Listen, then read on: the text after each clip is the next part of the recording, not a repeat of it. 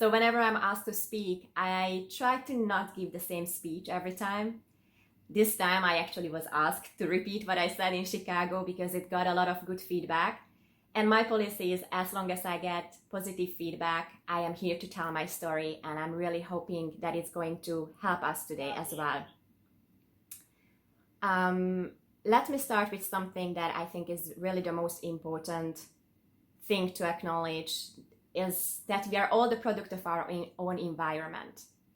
Every one of you grew up with beliefs, with stereotypes, with views, and then throughout our childhood we picked up and just emphasized or re-emphasized those.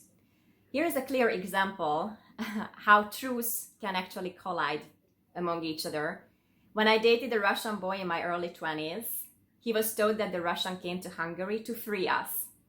I learned that the Russians came to occupy us. And evidently we can twist these facts towards both narratives, but at one point we need to be morally and intellectually honest.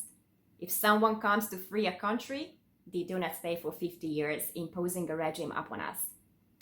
This example is really no different from the one that we hear every day when it comes to Israel.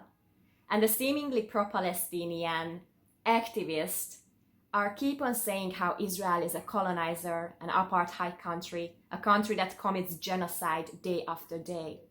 But again, if we are really honest and morally and intellectually honest, if Israel is really a colonizer, why did they choose a land that was entirely a desert? I mean, nothing really to get rich from there, right? And if Israel is really an apartheid, why is the demographic chart of the Arabs within Israel are showing an upward trend and not a downward? We can go on, and I think you get the gist of this. And also me holding anti-Semitic views as I grew up, or even up until 10 years ago, is a very great example here how we are all the product of our environment.